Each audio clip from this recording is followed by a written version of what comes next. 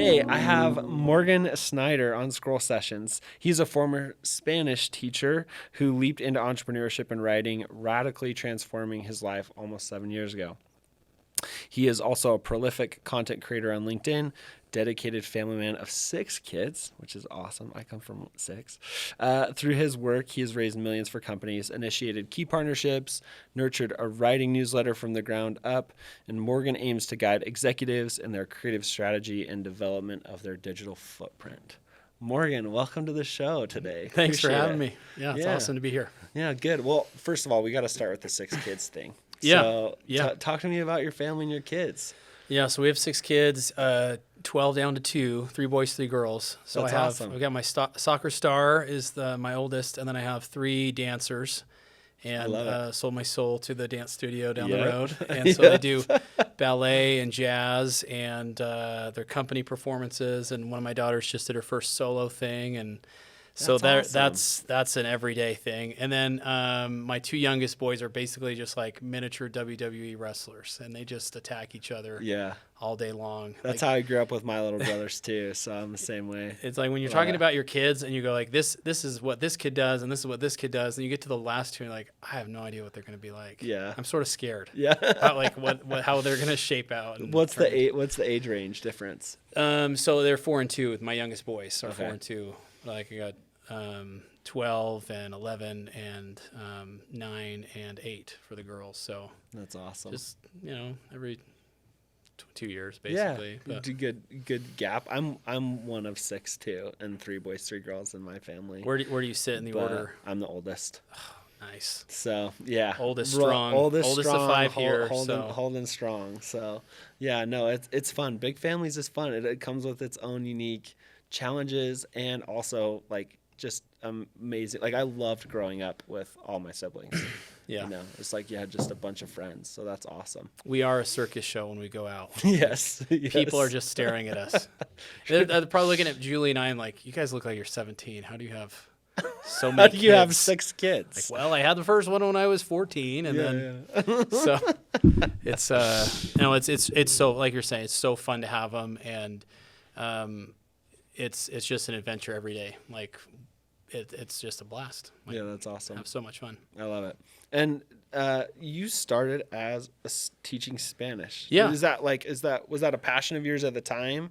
Or like talk to me about how you got into teaching Spanish. Yeah, I mean, originally I thought that I was going to go and study Spanish Lit and be a professor. So my degrees are in Spanish and second language acquisition, and then I thought it's just a natural thing. Yeah, like I'm going to take Spanish, I'm going to take Portuguese, I'm going to take literature, and then I'll be off at some university for the rest of my life, like working in wearing academia. Sweaters and teaching kids about contemporary Spanish sci-fi or something. But what happened is I got into it and just discovered that it wasn't really something that I loved and that I felt like could be long-term as far as a career goes. And I think one of the key points is that is just like from a strictly financial perspective is I was doing online classes, I was coaching wrestling, I was doing all these things and with a few little kids and going, this is not sustainable. Like I just can't do this forever. I can't do this forever. And on the academic side, on the administrative side, there wasn't a real path for me to be a principal because I didn't want to chase high schoolers around, and no offense to high schoolers everywhere, but I just didn't want to do that. And so my brother-in-law was one of the original ADT door knockers back in the 90s, and he's been doing door-to-door sales forever. And we're at my in-laws' house and at their kitchen table in Washington State, and he just goes, "What do you want to do? Like, what do you really want to do?" Because, yes, it's fun to teach Spanish, and it's a true salesman coming out. Now. Yeah. and it was great to like teach Spanish, and even in the area that I was at in the Northwest, like I had got this grant to create a Spanish class for native speakers. And so that's awesome. I had like a group of 30 kids that all played soccer together and their families were together. And they're like, whoa, like Profe Snyder, who is this dude? Yeah, who is this guy? white guy? and I'm like, the first day of class, I'm like, how many of you have read a novel in Spanish before? And no one raised their hand. And I was like, okay, let's get going. Yeah. And so they read their first book in Spanish. They wrote for the first time for a lot of them. They wrote their first essays in Spanish. They did everything in their native language for the first time with me. That's super cool. And so there's obviously really amazing experiences with that. But Yeah. at the same time, like, it all came to the point at that kitchen table where my brother-in-law goes like, what do you actually want? And I didn't have a very clear understanding of what that was. I just said, not this. Like, Yeah. I don't have like a mood board or an idea board where I'm going like, actually, I'd like to do this. Here's and my then come to here. here's my business plan. Yeah, I didn't have that. I had no idea. It's just, and it's not like I grew up in a household with tons of entrepreneurs all around me that were telling me, okay, this is what you should do, or it's just figuring it out. And so I went out and I knocked doors. I was halfway decent at that. And I'm going to go through this fast because I don't want to talk about this the entire time, but knocked into the door of an executive at the Cleveland Clinic, which is one of the largest healthcare orgs in the country. And he said, you should come and do this with me. I'm breaking away from the clinic and we're going to do some consulting. And then he reconnected with someone in Utah at a startup. And then I was brought out to, move my family across the country to go be a part of a startup. And I had no idea what that meant. And I think this is a common thing for Morgan in his life through his 20s is like, I don't know. Said yes. I just said yes. I didn't know what it meant or anything. And even getting to the startup and the co-founder's like, we didn't bring you here to raise any money. We're in the middle of fundraising, but like you're here to learn. Yeah. Because and totally they have trepidation because who is this Morgan character who's going to go out and sell our company? Like that would be wild. He has no experience. He has no MBA. He has nothing. And I just said, okay.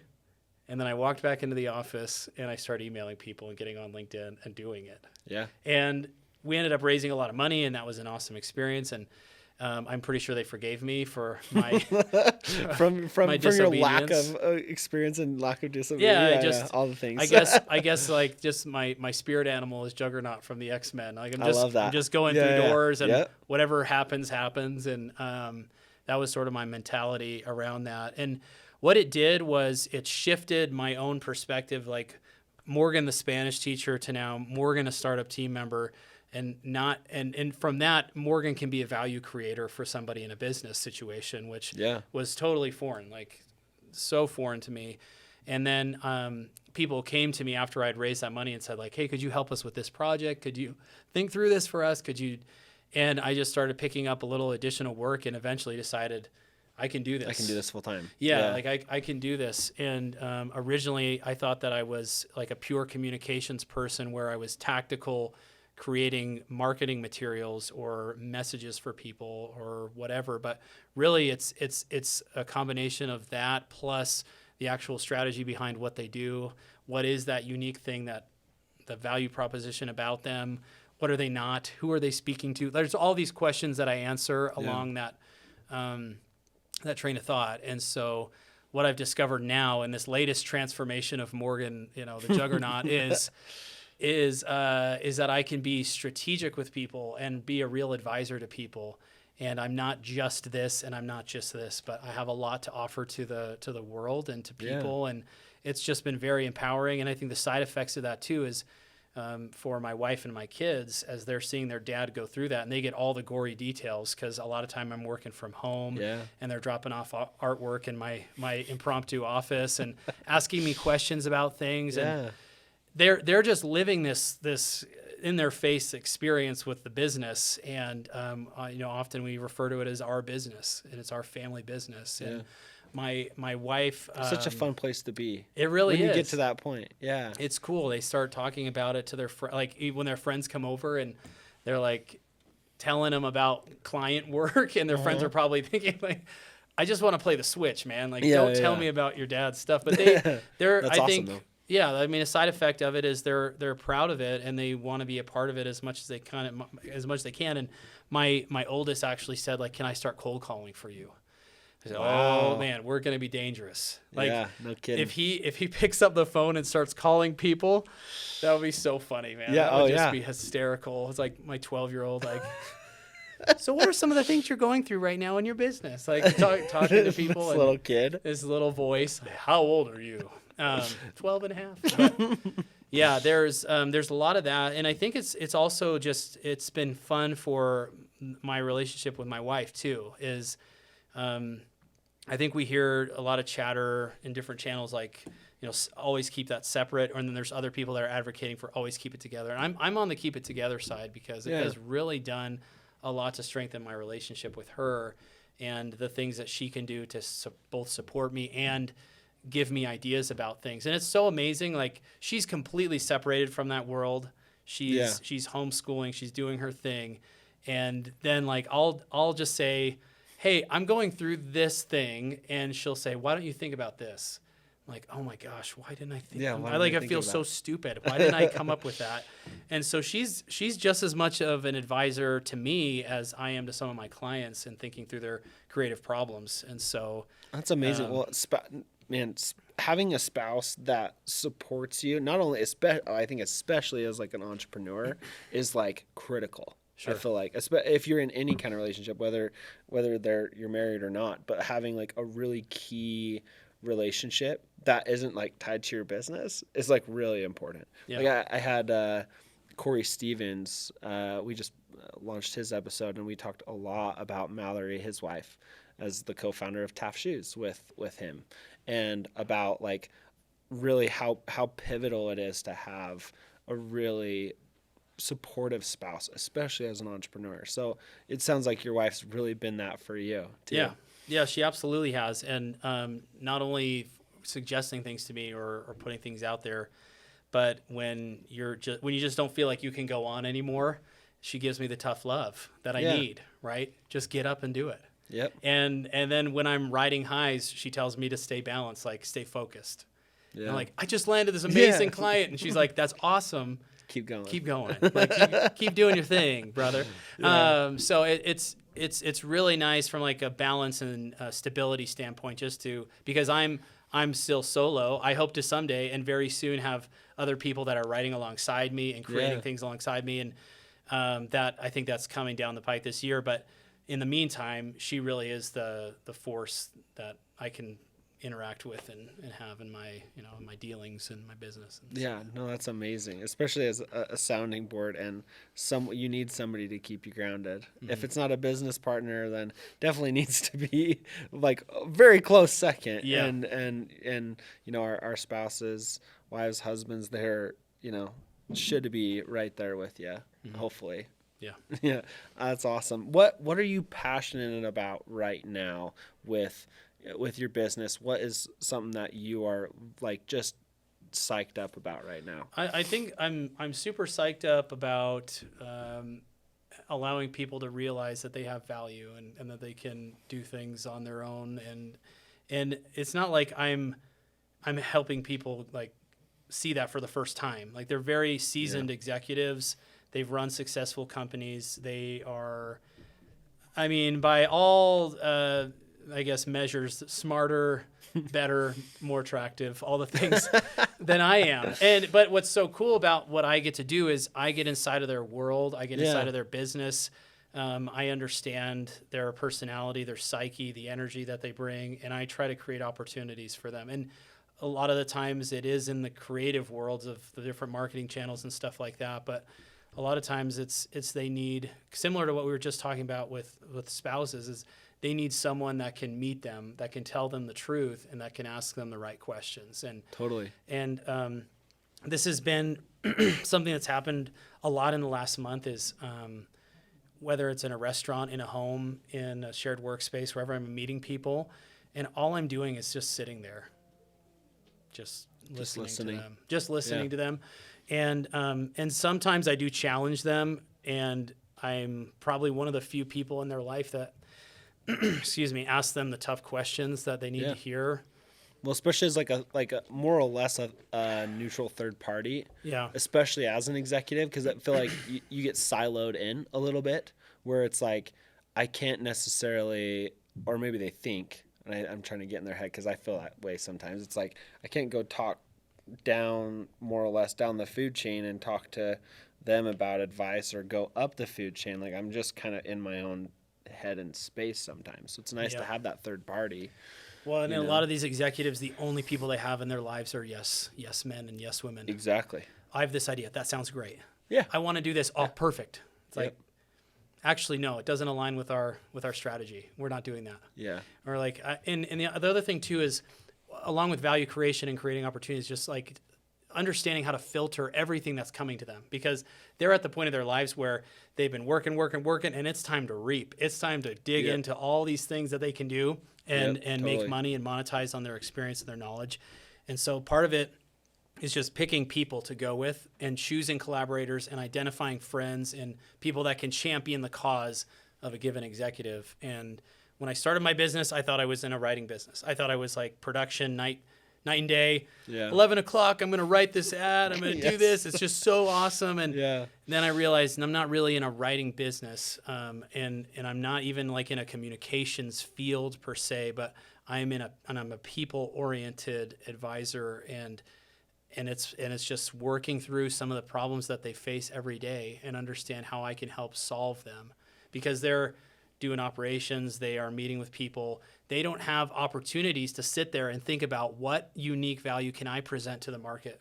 What can I do now to make my company go from here all the way to here where I want it to be and I know it should be?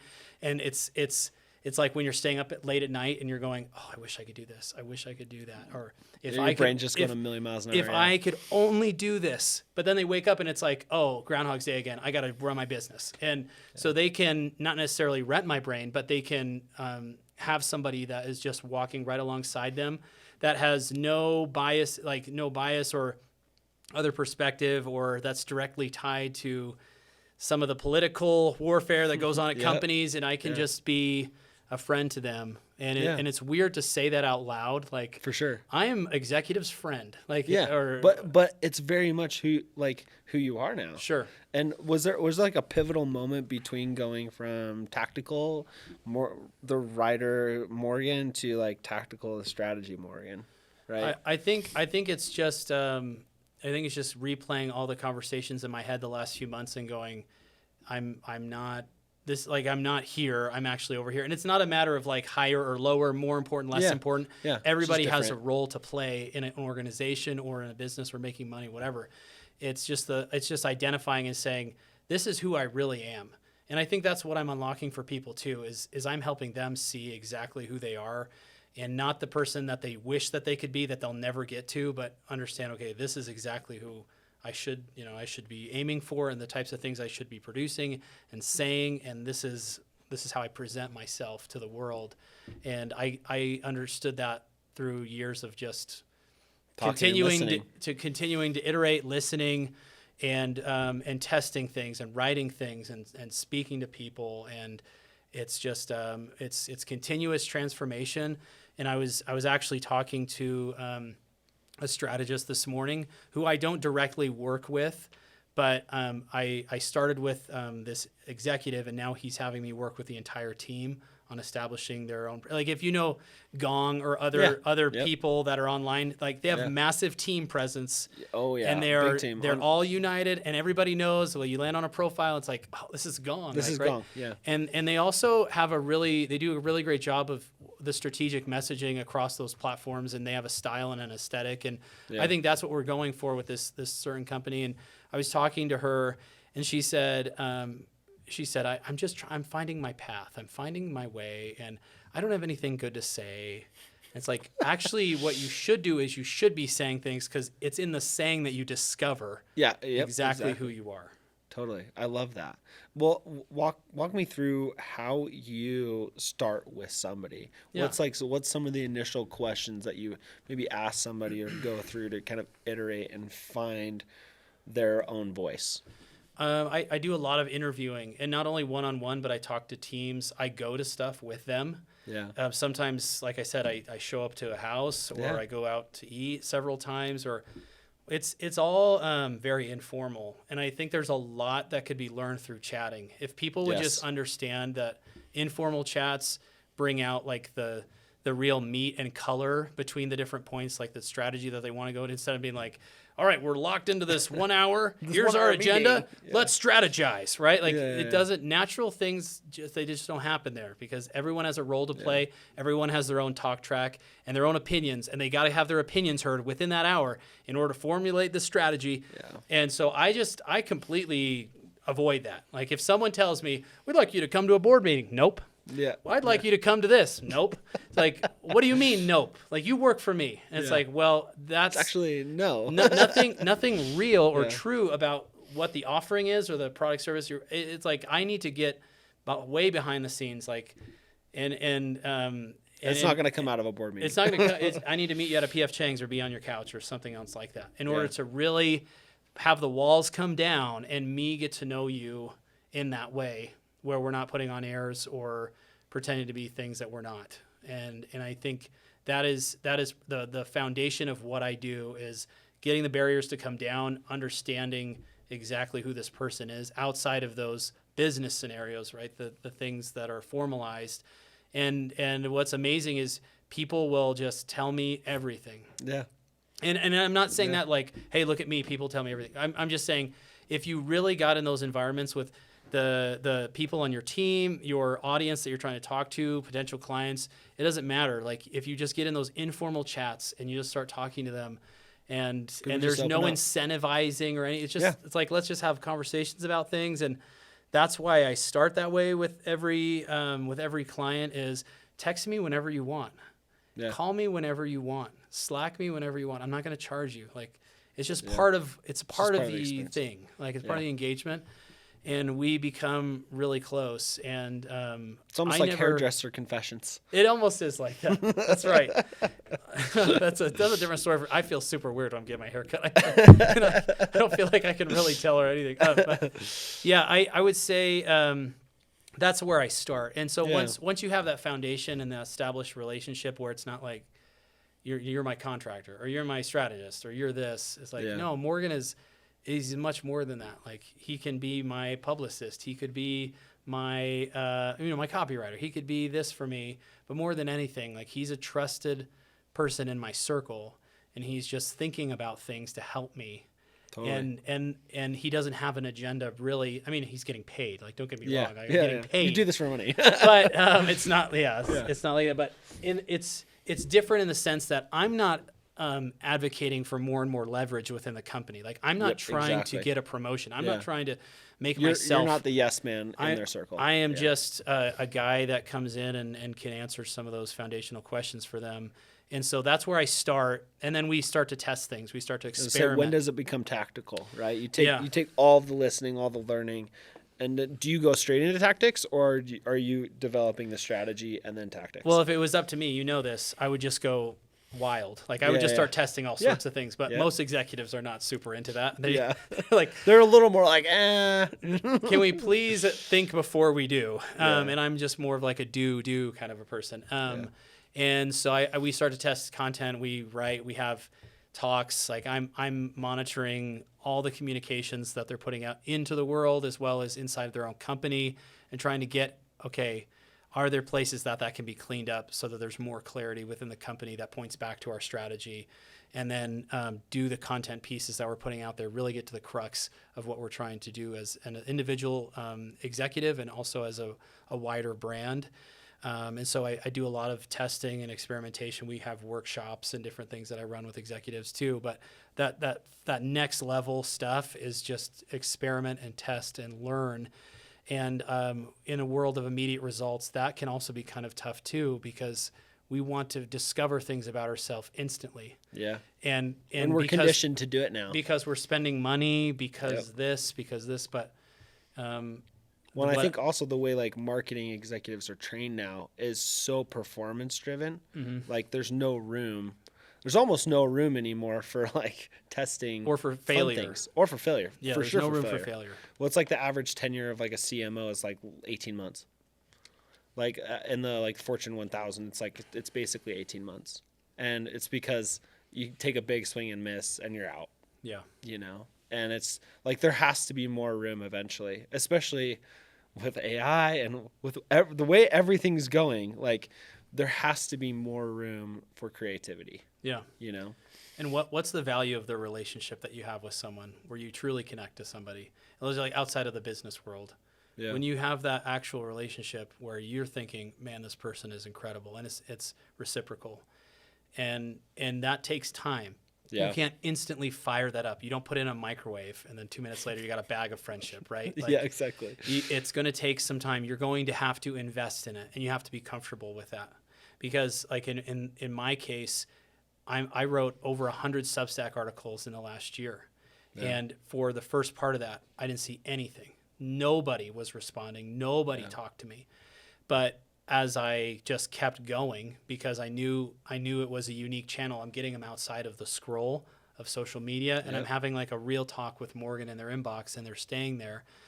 They experience a different level of connection with me, where if they're looking on LinkedIn and they see some goofy thing that I posted, and then they just go, okay, now it's instantly forgotten because I'm looking at Dan's thing and I'm looking at this person's thing. But with that Substack article, I knew, I don't know, maybe it was just my own intuition. I just knew that was going to be important. And what happened is 6 or 7 months down the road, people are texting me and calling me all of a sudden and saying, I have read this for so long and I feel dumb saying this, but we should talk now. Yeah. They're just coming out, right? They're like, I have because you've not given up and you've kept going with and been consistent. Yeah, and because I understood that relationships take a long time. They are not an instant thing. They're rarely an instant thing. And writing is the great relationship engine, as well as having that clear strategy, because when you do have a clear strategy across your comms or the type of content that you're putting out there, things just come to you because they understand it finally. And maybe that was part of the reason why it did take longer on Substack, is because I was trying to figure out how I should write and how I should communicate to an audience. And then once I had that clarity, and people are like, yeah, I've opened 35 emails of yours in the last, I don't know, a few months. And first off, thank you so much. Like, that's very flattering that you would spend that time with me, because some of these executives get a couple hundred emails a day. They're like, I only read your emails. I don't read anybody else's. And I'm like, oh my gosh, that's so awesome. Thank you. Yeah, no, and totally. then we have great conversations. So we get on Zoom and they're like, I already know you. Yeah, I feel like, because I've read you for months. Yeah, I know exactly who you are. And that's what's so fun. Like, going back to your question of what is exciting, that's exciting, is when a CEO who thinks they have nothing to offer, even though they do, because they have amazing experience. They've done a crazy amount of cool things in their career. And then they start writing and they start producing and they start seeing the value of that. And they're thinking, I just made 10 amazing relationships because of my writing over the last year. And because of that, we're now going to be doing X amount of business. And that in turn affects my family's life. Totally. And it's just, waterfalls off to different thing else. Total ripple waterfall effect from all of the work and strategy you put into place, right? Yeah. How do you help executives get out of their head? Like, I think for myself, right? Like, I am relatively active on LinkedIn. I post a lot, or engaging in this podcast. Like, but sometimes I still get in my darn head about, like, do I have something important to say today? Do I have something that's going to make an impact? How do you help somebody through that? I think the first thing to remember is that everything has a short shelf life. And so nothing you can say will ruin you, to infinity and beyond. And unless it's like some serious political misfire. Or I don't know. Maybe you could completely destroy yourself. But I think it's important to remember that nobody really cares. And that's what I tell myself. Like, I'm just speaking for personally. Nobody's going to remember what I said about Thought Leader today. No one's going to remember tomorrow what thing I commented on, or they're just going to forget, unless I continue to make grievous mistakes every single day, which you would have to try. Yeah, I think unless you're trying to shoot yourself in the foot, then we probably shouldn't be engaging as clients. We shouldn't be working together. But everything has a short shelf life, and I think part of that process too is just being kind to yourself, and to forget this whole notion that I have nothing of value. Like, every human has value. Yeah. Everybody has something that they can talk about. And I'm going to totally butcher the quote from Ralph Waldo Emerson, but it's like, I can learn something from everyone. Like, every person that I meet, I can learn from them, and that therefore they are my equal. And I think that's really important to remember, is like, whether or not you have something amazing to say about your business, but there's something amazing you could say about your family. There's something amazing you can say about your community that you're involved in. And there are different things that you can contribute to any channel, to any conversation that someone is going to be touched by if you are real about it. Now, if you're backslapping everyone and constantly bragging about yourself, no one wants to be around you. But if you're looking inside yourself and you're like, I have these 3 things that I know that I perform at a high level, I have deep expertise in, that other people have commented to me in the past, like, you should totally share that. Yeah. If any of those things have happened to you, you know you have something to contribute. And like to your point of getting out of your own head, it's having the confidence to finally make that step off of a cliff and say, I'm going to say this. And that can be really terrifying. Yeah, especially for the first time. The first time. And then I think for me, it's gotten much easier over time with additional practice, right? It's like building that confidence up comes from the repetition, comes from the practice, comes from putting it out there. Do you feel like you see the same thing with the executives and the people that you work with? I think they experience it to a small extent. No one wants to hear this, but it takes years to feel, I think, ultimately comfortable. And that's why I don't care about putting things out that are a little zany, wacky, or whatever. Is I've just done it so long. And for the last few years, that's all I've been doing is writing. Like, it's been a continuous flow. When I'm not writing, I am writing. And it's 11 o'clock at night and I am writing. Like, it might not be for some project, but I am in the practice of writing. And it's a little, and people that do meditation might laugh at this, but I almost find it's a meditative practice in a way of just expressing myself, getting words on a page, mulling over these things, and always being reflective in how I approach my life and business. And the executives experience that, but I've had very few that take it to that level where they're just putting ideas down on the page and thinking about their life in that way. But I think to an extent they do. They're like, this is a good practice for me. Whether or not we're making tons of money initially, which they always want to do. But it's just great practice for you mentally and spiritually, emotionally, to always be thinking, where am I right now? And I think it's exactly like meditation. Like I feel like meditation's only just writing in your head, more or less.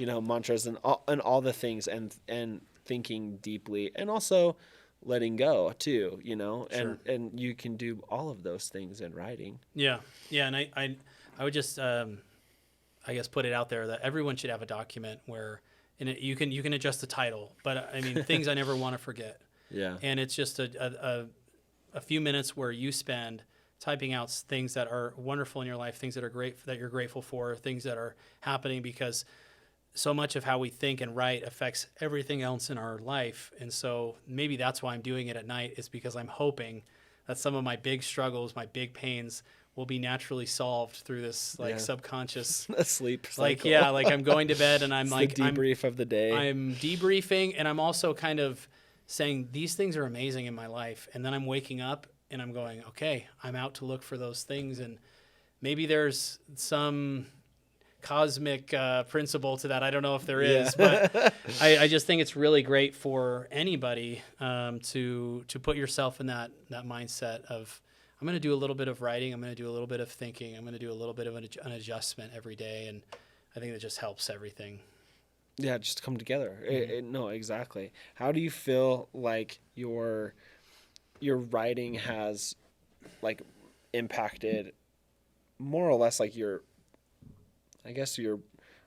maybe professional career? Like I feel like you've been ingrained in it since you were teaching Spanish. Right? I wrote a lot of papers. It feels like it's just been almost this like core to who you are. What have been some ancillary things that you've pulled in other than writing that you feel like have been pivotal in your career path?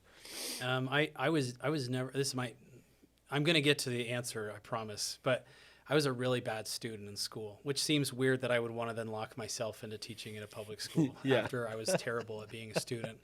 And I had teachers that were like, you'll never learn this. I had a counselor that was like, essentially, you can't take any of these classes because you would just bomb them.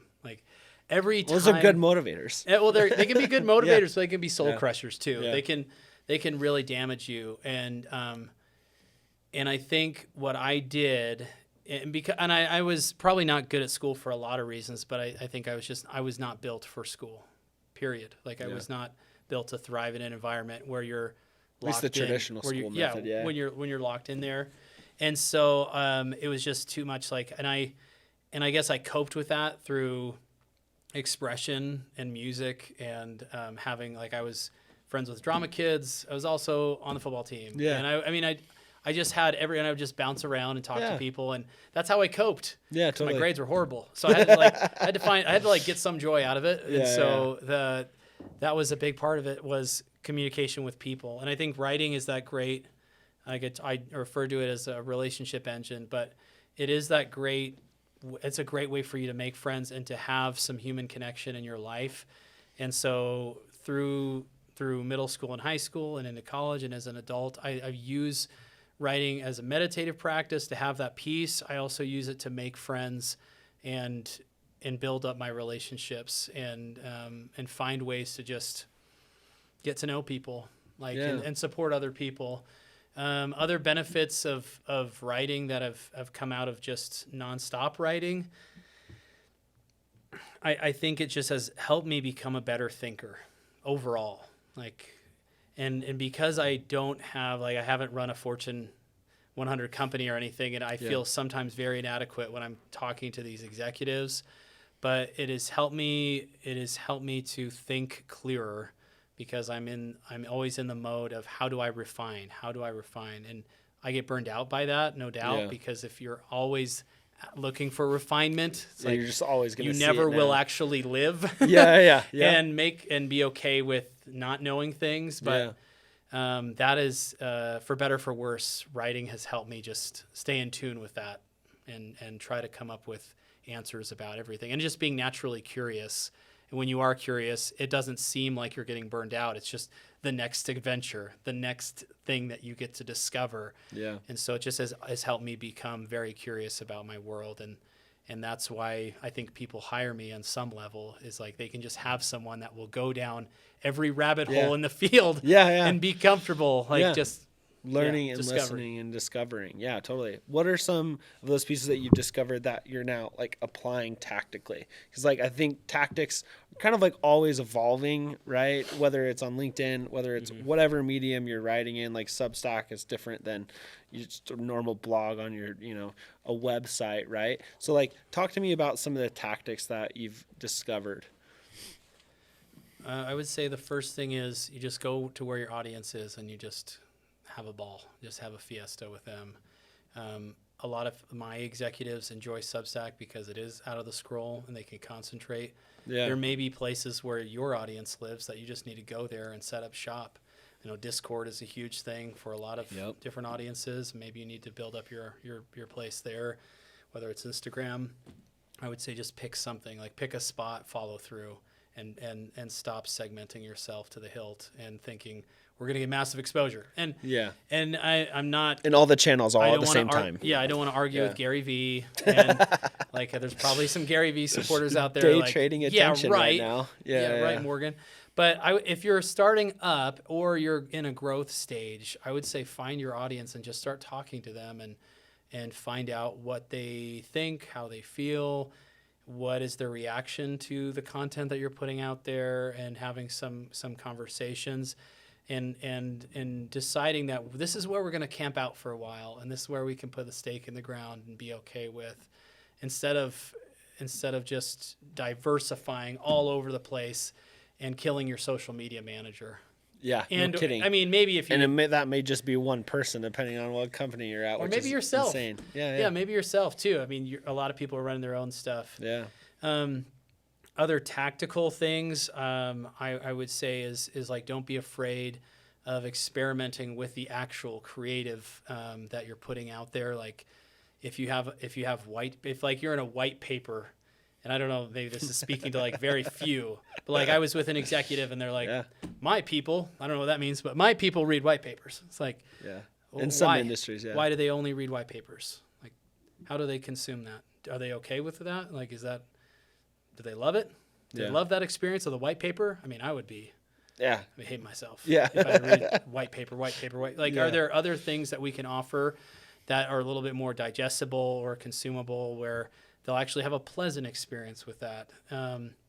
So I would say like finding your spot is important, but also the actual material. And I just call everything material, but like the medium, whether it's video, white paper, a blog, a PDF, like sometimes I think it would be cool if I could just give like a bunch of spec ads in a PDF to someone and be like, this is how I think. Yeah. And then people would read it and they would love it. And I mean, maybe some people might do that, but I would say when you're making marketing materials, think about what's being done right now. And then how can you run in the complete opposite direction and then give them something that's like, oh my gosh, what is this? And it will repel some people, Yeah, but it totally. will also attract some people because Yeah. that shows that you are unique and you are special and you deserve to be looked at. And Yeah. so I think those two things are what come to mind when you're asking me, like, what are the tactical things that you've seen move mountains for people? Those are probably two of the starting blocks. I love that. And I think like these days having it, like it's now the trendy thing, owned audience, right? Like we need to build an owned audience because we're renting audience Yeah. on social. Yeah. What do you feel like are ways that your advice and the things that you're doing build the owned audience for these executives? Yeah, I'm probably not the right person to ask this question to because so much of what I do is on a one-on-one basis. Like Yeah. we have a I few get people, that we want to talk to or build relationships with it. And so there's not like an owned audience. I would say, and maybe this is part of what you're asking Or is maybe just like newsletter, right? You've built your own newsletter. I'm sure you advise other people on how to build and build that newsletter, which is definitely I would so my head is on straight, I think, but I would say every time you go to produce something, have someone that is a tangible face, personality. Yeah. And I think ICP, everyone has a definition of what ICP means, but all the great writers that I have studied anyway, when they're writing something, they have a person that they are writing to, and they have like a real, and it's not a physical person, obviously, but it's like a personality, an emotion, as something that they are constantly writing to. And it's not like you're writing love letters to people, but in a way you sort of are because it's very specific and it's designed around that person and how that person is going to either love it, hate it, or whatever. Yeah. And so I would just like strongly encourage anybody that does newsletters specifically, or that like to your question of how do you direct your energy towards that, is just pick a person too. And maybe it's just an imaginary person at the start and you're just completely creating it from scratch, and that ends up being not the thing that you need to be writing to, but you'll just uncover it as you keep producing and producing and producing. Well, and I think a lot of people don't realize they have like this almost unmined gold in their own customers, right? Where they for whatever reason have chosen not to speak to their own customers and get feedback. And whether get feedback about like the content they're producing, get feedback on the product. I think some people do, but I feel like at least the kind of content I'm consuming, it seems like a lot of people are like, this is like a new idea, and I'm like, this is crazy. You know, we had like the bestie guys that have their post-purchase survey software for e-com providers, and you're able to learn so much more if you actually just talk to your customers. Yeah. You can pull so many more levers because the data that you're getting out of any kind of platform analytically can also lie to you too. Sure. Can tell you other things that don't. I mean, it can give you it's biased towards its own right, but you may actually get the real meat of the data from your own customers.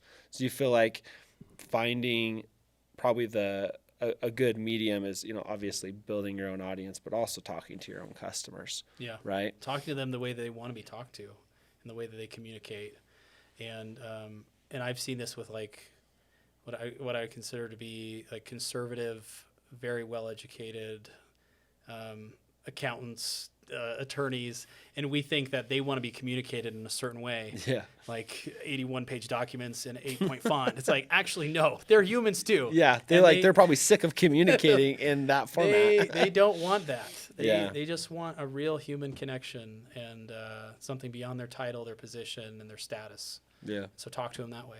Well, and at the end of the day, like, people do, like, obviously buy from people, but like at the end of the day, that relationship building and being human with each other is what moves the needle. Yeah, they want to see expertise, and the language is an identifier of expertise. Like if they see certain things in your document or in your email and the social, they're like, okay, this person's legit, this person's not.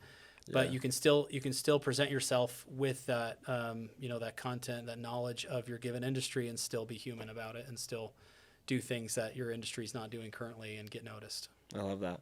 You spoke a little bit about obviously expanding the more or less Morgan experience, so to speak, this year. Yeah. What's in the future for you? Oh, What's your vision? Yeah, I know what's not in the future for Morgan. Is that a good enough place to start? Yeah. What's not in the future? I'm just not employable anywhere. Yeah. I don't think anyone would want to hire me to do anything. Neither am I, man. At a normal company. Yeah, no kidding. That has been very apparent, is that I have to be doing what I'm doing right now. It just gives me so much energy. It just fills me up so much. Yeah. I just couldn't imagine doing anything else.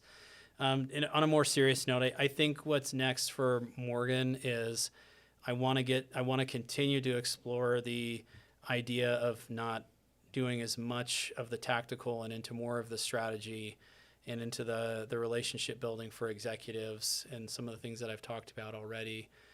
My number one motivator for myself is having freedom and having opportunities to do amazing things in business as well as doing amazing things with my family.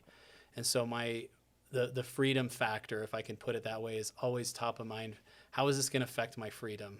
Yeah. Because that is the most important thing in the world to me. And I was actually talking to a friend who is my client, but I was talking to him about some of the ideas I have for building my business up and making, like, bringing in some writers, bringing in some other strategists and making not a firm, because I'm not cool enough to have that, but I think like a broader offering. And he just said, I'm not convinced that's what you even want. And I just said, how dare you? Like, I'm trying to like express get this out. Yeah, I'm trying to talk through this here, and you're not taking me very seriously. He's like, I just don't think that's what you want to do. And in discussing that, like, I don't want to build a massive client base potentially, because that'll affect my freedom. And as we all know, the bigger you get and all the things that go with that, the more complicated it gets. Yeah. Yeah, and I think for me, it's just finding some not full time, but some longer lasting relationships that can go the distance, where I can just continue to work for them and find real partners that care about me and I care about them. And we hesitate to use the word love in business because it's just not, it doesn't fit within any framework or thesis statement or anything. But I've learned to love the people that I work with, and they're in my circle, they're my crew, and I'm going to do everything I can to work with them long term, because I get so much out of the relationship. I learn so much from these leaders. And in the bio on my website, I do feel truly that I am the luckiest person in the world to get to do this work, because I'm constantly interfacing with people. I'm learning from them. I get to publish their stories. I get to know all the details of what has made them successful. And so I just feel like a little kid taking notes on people and trying to be them. And I have like tons of people that I've learned from, but it's like I just get to take all the best pieces of who they are and make that a part of my life, or at least attempt to. I'm not perfect at doing that, but I get to have these different relationships. And so if that means I get to go to 20 clients and I'm working with 20 clients in their brands, that's where it'll be. Yeah. My goodness, I don't know what I would do if it was any bigger than that. Yeah. Like if we were talking 40 or 50 clients, I just have no idea what that would even look like. Yeah. Because when people are coming to me from Substack, LinkedIn, or other channels. Like they're coming to work with me. Yeah. And they want to work with Morgan. it's just one of the things of a service business, like this type of a business is, I'm sure, like it's not the constraint of the one. It's not that I doubt that other people can do what I do. I mean, there's lots of incredibly bright people that could do this, whatever it is that I do. but I just love having that one-to-one value, and so I don't know if that is even possible to scale to massive heights. I just think it's going to be a very personal. I mean, ideally, I'd like to get it to like 10 or 15, which is what I'm doing right now, and just keep it here. And just flourish, right? And just do it that way. But I always feel slightly underwhelming at networking events lately too. When I'm talking to new people, what's the big vision? Like, oh, it's actually right now. Yeah, like forever. what I'm doing right now is my vision. Yeah, which is amazing. It's an amazing place to be. Mm-hmm. Like you find a really good, happy medium for like impact, freedom, time with family, fulfillment with what you do, and you're making money. And it's fun, you know, like that's such a good, fun place to be. I'll never build a decacorn, but I mean, I will be happy. Yeah. And another one of my clients said, like, I know so many multimillionaires that are way sadder than you, like way worse off than you are. And I think that's the tendency is like, as we build and as we grow, we'll find more and more fulfillment, but that trajectory does not actually makes sense at all. Like you don't actually know that. And it's better to just be present right now and think, man, my life is incredible. Like it's great. And one of my good friends says that all the time. Like I have nothing to complain about. And super blessed for sure. Yeah, and then one of because you're like looking at the entire human condition and the human race generally in the world. It's like why would I ever complain? Why would I ever say that I need more? Right? It's kidding. Actually we need less. We need to be present here and now. And sometimes when I'm feeling snarky and people ask me how I'm doing, I say I'm better than I deserve. Because there's so much abundance. And I guess that's what's also fun about the work that I do too, is showing people that they can have this abundance in their business and their life, in their own headspace, in the things that they create. And it brings them joy. Like it brings them happiness. Like love and happiness, not exactly great for a website headline. Like I help people. But it's the feeling you want to create. It's the feeling that you want to create. And for the work that I do specifically, like it is a little touchy-feely, and not like that's great for marketing, but when I tell people like I'm helping them get clarity and focus around their work and their drive and stuff, like it makes sense to them. Like they have a very positive and almost, oh my goodness, this totally makes sense to me. I need to have something like that in my life. So that's really rewarding. No, that's awesome, man. And on that note, like how do people find you and work with you? Is it don't LinkedIn? They find me? Is it really LinkedIn, or like where can people come and start to work with you? I have a very short form on thoughtleadertoday.com that you can fill out and just tell me a little bit more, like what's important for me to know about you. You can always DM me on LinkedIn. You'll never get I'm so busy, we'll respond later message on LinkedIn. So you can do that. It's hard not to find a way. If you really wanted to talk to me, you could. I'm happy to send anyone my cell number. I mean, it's just. But yeah, I know I'm not being very serious, but LinkedIn is probably the best way because I filter a lot of stuff through LinkedIn specifically, and so if you send me a DM, I'll respond. Well, Morgan, I super appreciate the time today. Thank you so much for sharing your story, sharing a lot of advice on how to be, one, I think, a thinker, two, how to like tactically build your voice, and three, like get started, right? What is there any other piece of advice that you would have, for somebody wanting to get started? Someone that wants to get started either in some creative world or even in the business world, I think is just don't be afraid to jump in and try it and go for it. And there's a lot of haters out there, and there's a lot of miserable people that will latch on to you and say, don't do that. And they'll come from all places, family, friends, people on LinkedIn, they're all going to say things about it. But until you've done it hundreds of times, you don't really know. You have no idea what you're capable of. You have no idea what's inside of your mind and what can actually manifest it through work and through effort.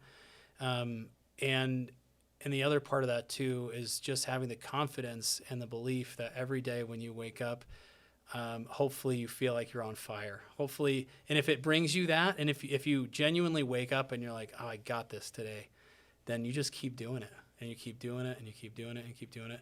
And I would hate for that sentiment to enter the world of hustle culture that we're just so inundated with in media channels. But it's not so much of the hustle. It's more of the trying and being like, I don't have to be a billionaire tomorrow. I don't have to be this something that my mind makes up for me every day. These like crazy unreachable goals. I can just be me, and I can be happy with who I am right now. So I love that. Well, thanks for the time today, Morgan. Yeah. Really appreciate it, man. Yeah, awesome to be here. That's a wrap. Thanks, guys. Thanks, Morgan. Appreciate it.